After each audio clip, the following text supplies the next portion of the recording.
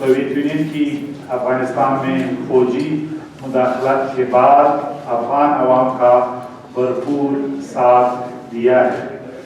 9/11 के बाद अफगान अवाम का भरपूर सपोर्ट किया।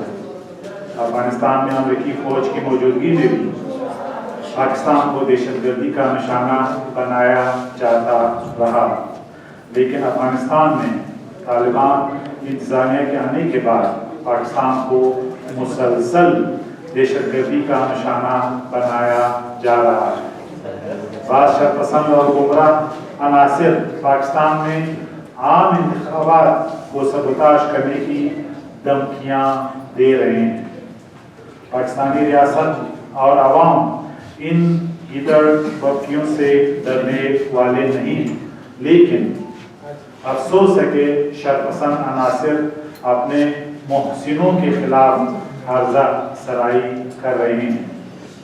ये मुसलमान और अफगान कहलाने के मुस्तहिक नहीं है। अफगान अवाम पाकिस्तान के साथ है और इस तरह पाकिस्तानी अवाम अफगान भाइयों की कदर करते हैं। दहाइयों तक अंसार की तरह उनकी मेहमान नवाजी की, लेकिन चंद अफराद पाकिस्तान दुश्मन क़ुव्वतों के हाथों में खेल रहे हैं। कराए के ये सिपाही बेनकाब हो रहे हैं। पाकिस्तान इन तमाम दहशतगर्दों को पहचानता है। अफगानिस्तान की हुकूमत इन शरपसंदों के खिलाफ कार्रवाई करे और तमाम मतलूबा दहशतगर्दों को पाकिस्तान के हवाले कर दे। ईरान में एक पुलिस स्टेशन पर हमला हुआ है जिसकी पुरजोर मजम्मत करते हैं। ईरान और पाकिस्तान ये दहशतगर्द दोनों ममालिक के दुश्मन हैं।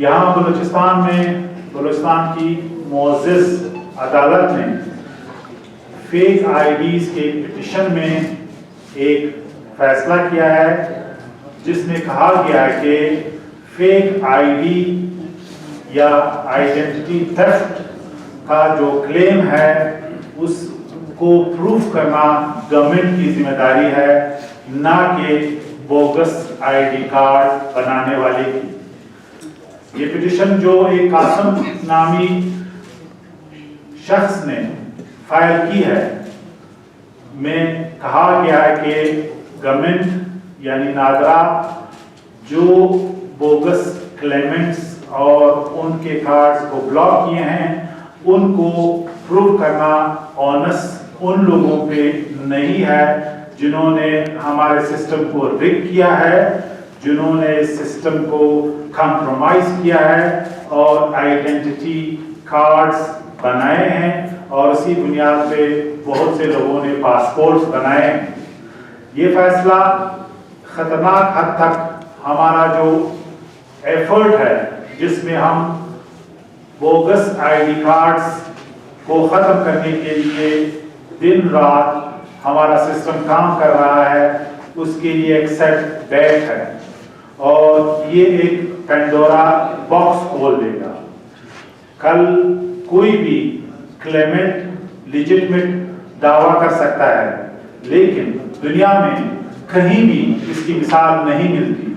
अगर आपने किसी भी मुल्क में सिटीजनशिप के लिए अप्लाई करना है तो ये ओनस आप पे है कि आप वो तमाम आईडी कार्ड्स, तमाम रिक्वायरमेंट्स फुलफिल करें जहां आपको एलिजिबल बनाता है कि क्यों कर आप उस मुल्क का शहरी बन सकते हैं।